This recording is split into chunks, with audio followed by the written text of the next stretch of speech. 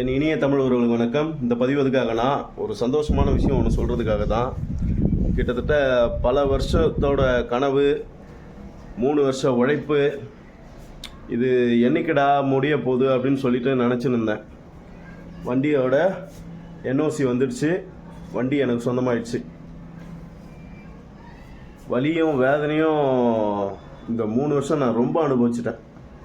இந்த இஎம்ஐ கட்டி முடிக்கிறதுக்கு அவ்வளோ கஷ்டப்பட்டு இந்த வண்டியை நான் சொந்தமாக்கியிருக்கேன் இப்போ நான். ஏன்னா ஒவ்வொரு நாளும் நம்ம கட்டின பணம் வேஸ்ட்டாக போயிடக்கூடாது. அதுக்காக நான் நைட்டும் பகலுமா கண்ணு முழிச்சு ஓட்டி இந்த பொருளை நான் சொந்தமாக்கியிருக்கேன். நிறைய பேர் வண்டி ஒரு ஆசைக்கு வாங்கிடுறீங்க. எதனா காசு ரெடி பண்ணி போகிற டிக்கெட்டு எதனா ரெடி பண்ணி வாங்கிடுறீங்க. வாங்கிட்டு அது ஒரு 5 மாதம் கட்டுறது, 6 மாதம் கட்டுறது, அதுக்கப்புறம் அது மேலே கவனம் செலுத்தாமல் இஎம்ஐ கூட கட்ட முடியாமல் அந்த வண்டி பேங்க்காரை தூக்கின்னு போகிற அளவுக்கு வச்சிடுறீங்க. முடியாத பட்சத்துக்கு அந்த வண்டியை வாங்கவே வாங்காதீங்க. இது நம்மளால் கட்ட முடியும், கான்ஃபிடெண்ட்டாக கட்ட முடியும் அப்படின்றவங்க மட்டும் பைக் வாங்குங்க. ஏன்னா இல்லை, இதை எதுக்காக சொல்கிறேன்னா, கட்டாமல் நீங்கள் விட்டுட்டிங்கன்னா உங்கள் முதலீடும் போச்சு, நீங்கள் உழைச்சி அதுக்காக சேர்த்து வச்சு அந்த கஷ்டம் எல்லாமே போயிடுச்சு. அதை பேங்க்காரை சாப்பிட்டு போயிடுவான். சொல்கிறது புரியுதா? அதுக்காக தான் சொல்கிறேன் நான். நீங்கள் ஒரு முதலீடு பெரிய அமௌண்ட்டாக சேர்த்து வச்சுக்கின்னு அந்த வண்டிக்கு இனிஷியல் அமௌண்ட் கட்டிட்டு அந்த வண்டிக்கான ஒரு 3 இஎம்ஐயை கையில் வச்சுக்கோங்க. சேஃப்டிக்கு வச்சுக்கின்னு அதுக்கப்புறமா நீங்கள் வண்டியை போயிட்டு புக் பண்ணிவிட்டு அதுக்கப்புறம் இஎம்ஐ போட்டு எடுத்துன்னு வரணும் வண்டியை. அது இல்லாமல் கையில் இருக்கிறது சும்மா ஒரு 20,000 30,000 ரெடி பண்ணிவிட்டு வண்டி எடுத்துன்னு போயிட்டு வாங்கிட்டு வந்துடலாம் அப்படின்னு சொல்லிட்டு வாங்கிட்டு வந்துடுறீங்க. 1 மாதம் கட்டுறீங்க, 2 மாதம் கட்டுறீங்க, 3 மாதம் கட்டுறீங்க, 4வது மாதம் இஎம்ஐ கட்டுறது கூட காசு இல்லாமல் போயிடுது. அந்த தப்பு பண்ணாதீங்க. நான் சொல்கிற விஷயத்தை மட்டும் நோட் பண்ணிங்க. நான் இப்படி தான் பண்ணேன். வண்டிக்கு ஒரு அமௌண்ட்டை கட்டிட்டேன், கையில் அந்த இஎம்ஐக்கான 3 இஎம்ஐக்கு கையில் காசு வச்சுன்னு இருந்தேன். அதனால தான் என்னால் சமாளிக்க முடிஞ்சுது. அதுவும் இல்லாமல் அந்த டைமில் கல்யாணம் ஆன டைம் வேறு, எனக்கு அதை விட ப்ரெஷர், எனக்கு காசு பற்றாக்குறை அதெல்லாம் வந்துச்சு. என்னடா இது, இந்த அமௌண்ட் இருந்தால் கூட நம்மளுக்கு கொஞ்சம் ஈஸியாக இருக்குமே, ஏன்டா அவசரப்பட்டு வாங்கிட்டோமோ அப்படின்லாம் கூட இருந்தது. கல்யாண டைமில் கூட யோசித்தேன் நான். வீட்டில் சரியான திட்டு வேறு அந்த டைமில் எனக்கு. இப்போ நீ என்னத்துக்கு அவசரப்பட்டு இந்த வண்டியை வாங்கினேன், இந்த காசு இருந்ததுன்னா இப்போ கல்யாணத்துக்கு தேவைப்படுமே அப்படின்லாம் எனக்கு கேள்வி அப்படியே சொல்லி திட்டினாங்க. நான் இருந்தாலும் என்ன பண்ணுறேன், கஷ்டம்தான் இல்லைன்னு சொல்லலை. அந்த டைமில் யாரும் கொடுத்து உதவலை. ரொம்ப கஷ்டமாக இருந்தது எனக்கு. கையில் காசு இல்லாமல் கல்யாணத்துக்கு ரொம்ப கஷ்டப்பட்டேன் நான் அந்த டைமில். அவசரப்பட்டு வாங்கிட்டோமோ நான் கூட நினச்சேன். அதனால் அதெல்லாம் எப்படியும் மீறி எல்லாத்தையும் ரெடி பண்ணி கல்யாணத்தில் முடித்து அதுக்கப்புறம் வீட்டுக்கு கூட்டின்னு அதுக்கப்புறம் எல்லா பிரச்சனையும், அதுக்கப்புறம் வீட்டில் கன்சீவ் ஆனது, அதெல்லாம் செலவுலாம் எப்படியும் சமாளித்து இஎம்ஐ கட்டி அவ்வளோ கஷ்டத்தையும் மீறி இந்த வண்டியை நான் சொந்தமாக்கியிருக்கேன். இது ரொம்ப கஷ்டமான விஷயம். பைக் யார் வேணாலும் வாங்கலாம் இன்ஷியல் அமௌண்ட் கட்டி.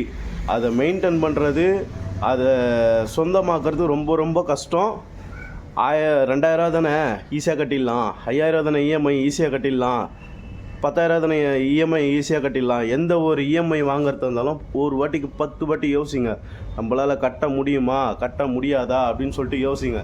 போயிட்டு எடுத்து அகலகாலம் வச்சிட்டிங்கன்னா வாழ்க்கை ஃபுல்லாக கடனை மட்டும்தான் கட்டின்னு இருக்கணும். அதுக்காக தான் சொல்கிறேன் நான். ஒரு கடன் வாங்க போகிறீங்கன்னா 10 வாட்டி யோசிங்க. இதை நம்ம பண்ண முடியுமா, இத்தனை வருஷம் இஎம்ஐ போடுறோம், இது நம்ம கட்டிடுவோமா, நம்ம கட்ட முடியலன்னா நம்ம காசு பேங்க்காரனுக்கு போயிடுமே, அதெல்லாம் கொஞ்சம் யோசிங்க. நம்மளோட உழைப்பை ஒரு பேங்க்காரன் சாப்பிட்டு போகக்கூடாது. நீ உன்னோட எப்படி சொல்கிறதுனா, நீ இஎம்ஐ கட்டிட்டனா அது உனக்கு லாபம், இஎம்ஐ கட்டலைன்னா அவனுக்கு டபுள் மடங்கு லாபம்.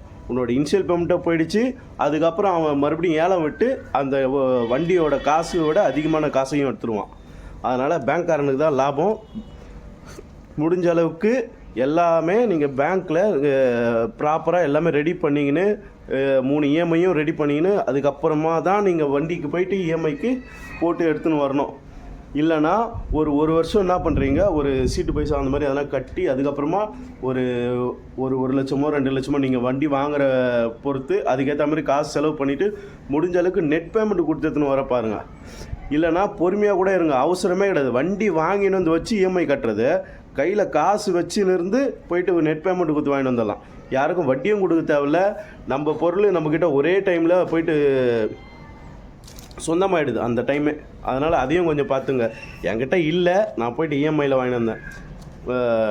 இதை வந்து நீ சொல்லலாமா, நீ மட்டும் இஎம்ஐயில் தானே வாங்கிட்டு வந்திருக்க அப்படின்னு கேட்கலாம்.